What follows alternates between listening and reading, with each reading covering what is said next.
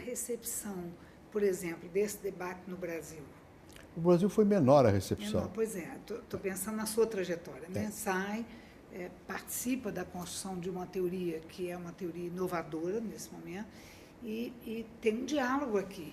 Mas o diálogo aqui era um diálogo um pouco de surdos, né? Porque o Brasil continuou muito mais isolado.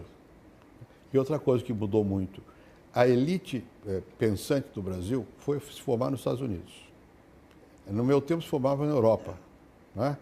Bom, depois, no meu tempo eram bacharéis, depois passaram a ser economistas, que predominam, os sociólogos eram de formação europeia, hoje são economistas, todos de formação americana, né? Portanto, essa temática não é a temática principal desse tipo de pessoas formadas assim. O diálogo é um pouco de surdos, né?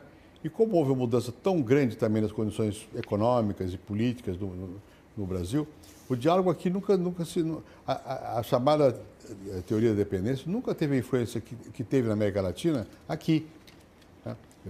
Só ver na edição espanhola, o livro foi escrito em espanhol, na verdade, né?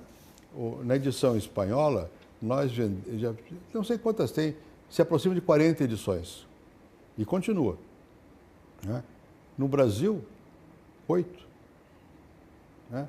Nunca foi aqui realmente... intelectualmente, esse tema não foi colocado dessa maneira aqui, né? Como foi na América Latina. Nós nunca entramos propriamente nesse debate, né?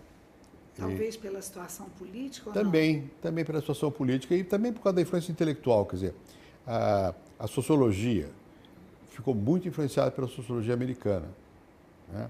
Eram outros temas que predominavam. E nessa época, é uma época de auge do método funcionalista, na verdade. Você tem... não era bem Parsons, porque Parsons ninguém entendia muito, né? Lia, mas não entendia, que era muito chato mesmo, né? Mas era uma visão, por exemplo, na ciência política, era Robert Dahl que influenciava, era o Homo Politicus. Faziam pesquisas que não era a comparação entre os países não era de histórica, né? Você fazia pesquisa no mundo todo.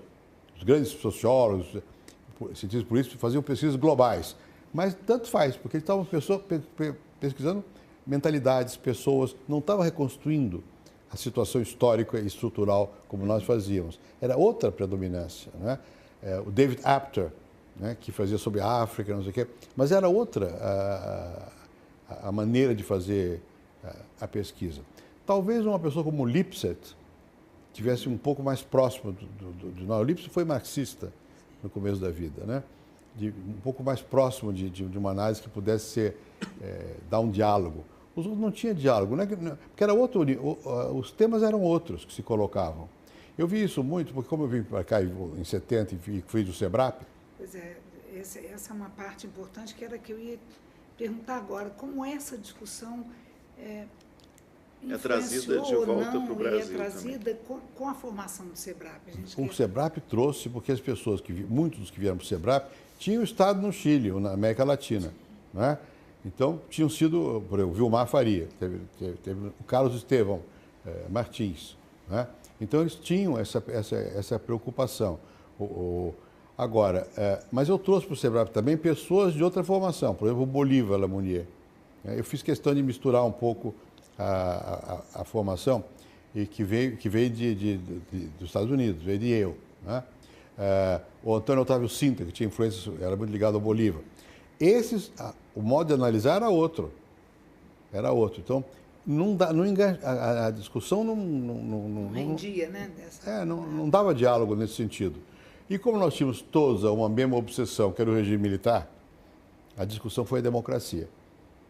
Basicamente, dos anos 70 em diante, o que predominou foram duas coisas. Por um lado, a democracia, por outro lado, a sociedade civil. O início do negócio de ONGs, a periferia, o livro Crescimento e Pobreza em São Paulo, né? Mas os temas eram esses. Aí nós vamos buscar outras inspirações. Era Foucault, que tinha uma análise da violência, das relações de violência. O senhor conheceu na sua passagem pela França, né? Foucault? Muito. O Foucault me convidou para ficar no Collège de France. Eu dei aula no Collège de France, convidado pelo Foucault. Eu conheci bem o Foucault. E ele teve uma certa influência, né? E aí entra mais movimentos sociais, começa a existir. Quer dizer, no fundo, é a sociedade civil nascendo e a democracia.